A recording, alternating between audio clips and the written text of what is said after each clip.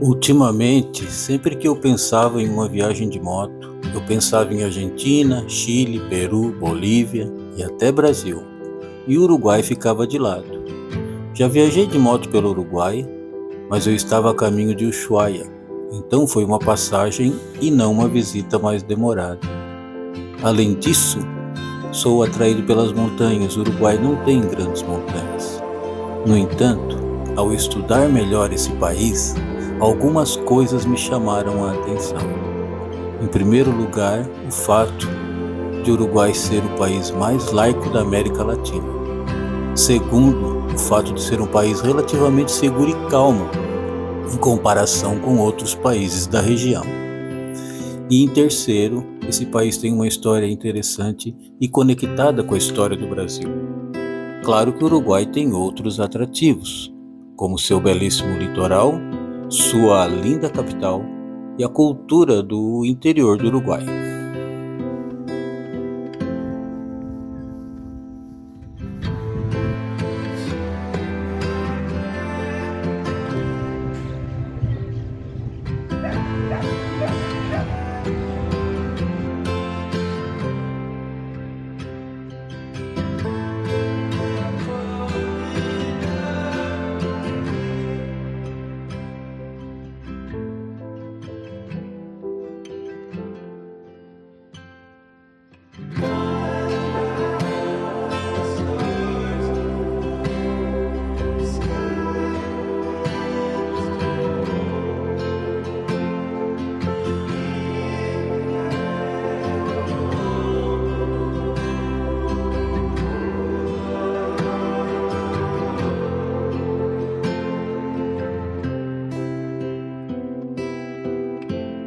Saí ontem de Santa Catarina e rodei até aqui, em Tavares, Rio Grande do Sul.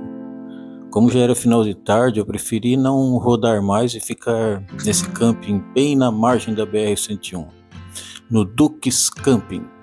Fui bem recebido pelo Mano e pela Diana.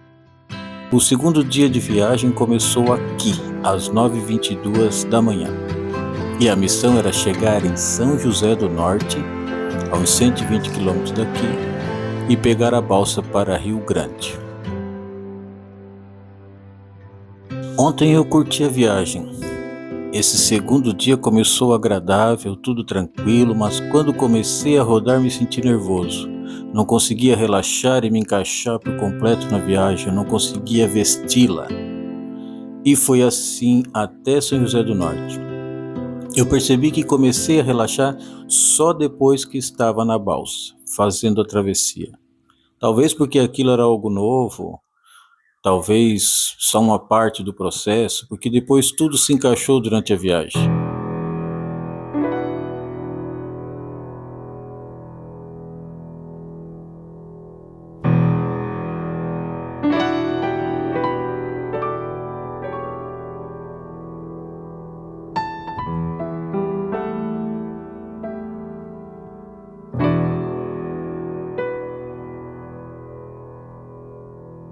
Aqui em São José do Norte, aguarda-se nesse lugar para atravessar de balsa com veículo para Rio Grande. Tem o barco somente para passageiros que atraca em outro lugar. Aqui mesmo pertinho tem uma placa com os horários das balsas e o nome delas, a Yara e o Oscar. Eu fiquei impressionado com a quantidade de veículos e com o tamanho das carretas que vão na balsa. Na minha cidade tem uma, mas cabe uns 8 automóveis. Fala-se da chance da construção de uma ponte aqui, mas é uma mega obra porque por aqui passam navios de carga.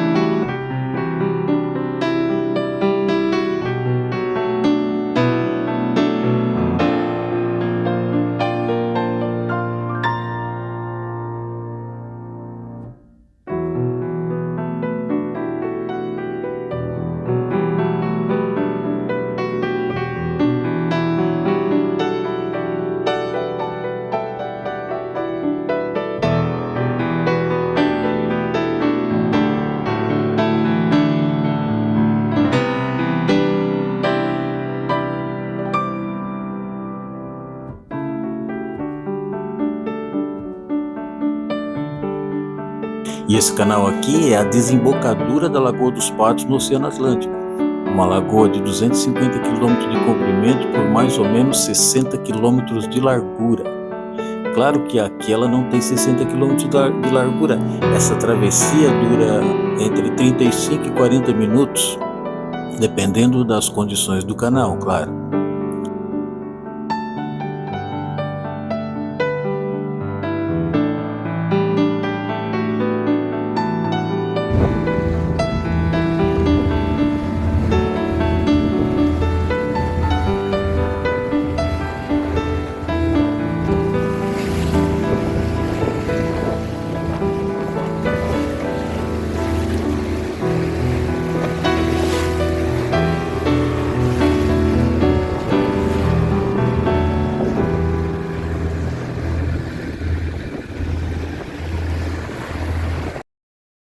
Deixando a balsa, atravessei a cidade de Rio Grande para pegar a BR-471 e seguir em direção à fronteira com o Uruguai, em Chuí.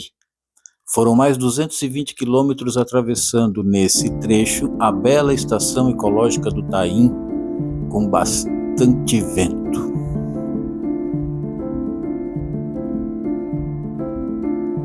Viram ali na placa? Próximo posto de combustível a 100 quilômetros.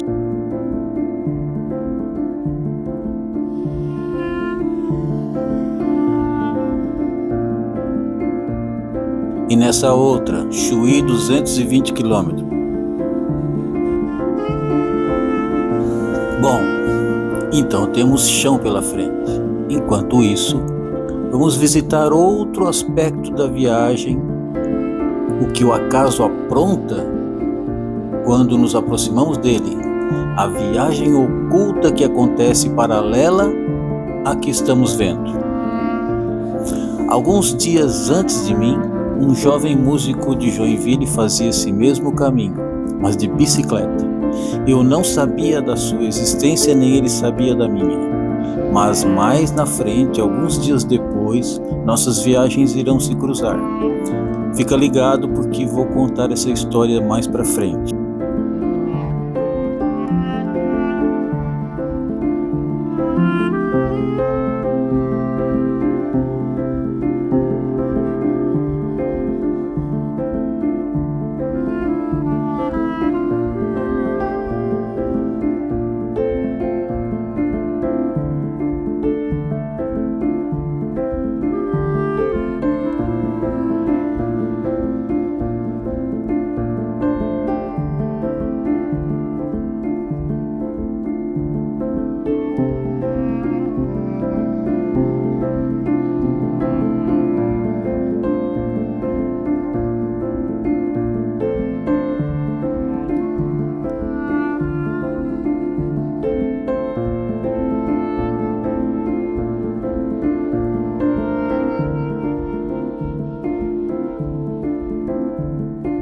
Cheguei em Chuí no final da tarde. Vocês viram que eu percorri 120 km e depois mais 220, totalizando 340 km com uma travessia de balsa no meio. Estava garoando, anoitecendo e fui direto em busca de um lugar para passar a noite. Aliás, percebi que nesse estilo de viagem, todo final de tarde rola essa busca, essa preocupação em encontrar um lugar para passar a noite. Às vezes pode ser camping, às vezes precisa ser outro tipo de hospedagem, mas sempre gosto de me acomodar antes que escureça.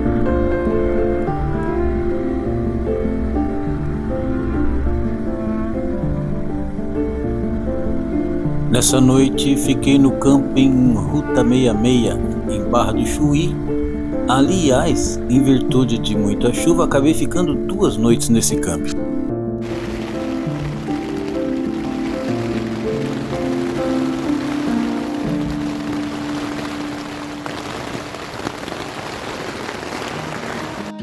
Quando a chuva acalmou, saí do camping e fui fazer o seguro Carta Verde, em Chuí, porque não consegui fazer pela internet antes. Fazendo pela internet sai mais barato e fazendo no local sai mais caro. Para 15 dias a diferença pode chegar a R$100. considerando valores divulgados na internet. Mas é preciso ter cuidado com quem se vai fazer, para não ter problema depois. Eu fiz com uma corretora local que fica na entrada de Chuí, quase em frente a um posto de combustíveis. Tem placa e bandeira indicando bem grande carta verde. Ela pediu 300, negociei e ficou por 240, 260, algo assim. Depois disso passei na imigração e fui para o Parque Santa Teresa. Esse grande parque. Primeiro lugar a conhecer dentro do Uruguai segundo o meu roteiro. Ainda cheguei com chuva, mas depois o tempo melhorou.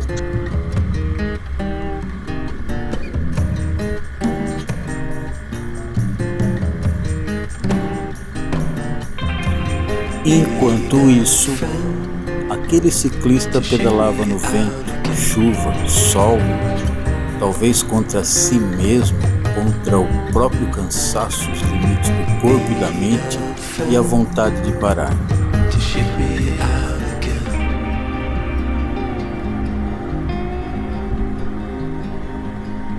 Fiquem agora conhecendo um pouquinho do Parque Santa Teresa e no segundo episódio dessa série, Volta ao Uruguai, a gente continua daqui.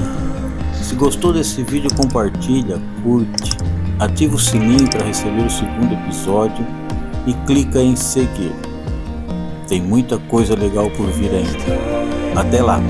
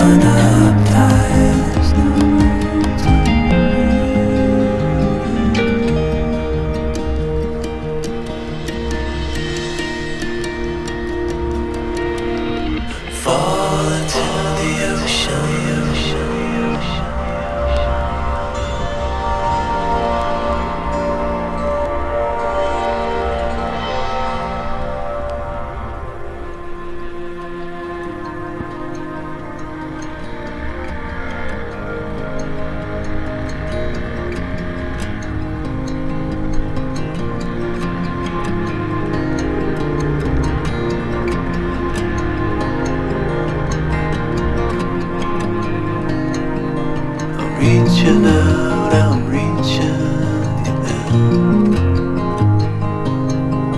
The water is rising over me. The water is rising. It's coming. I'm reaching out, I'm reaching in. The water is rising over me. The water is rising now.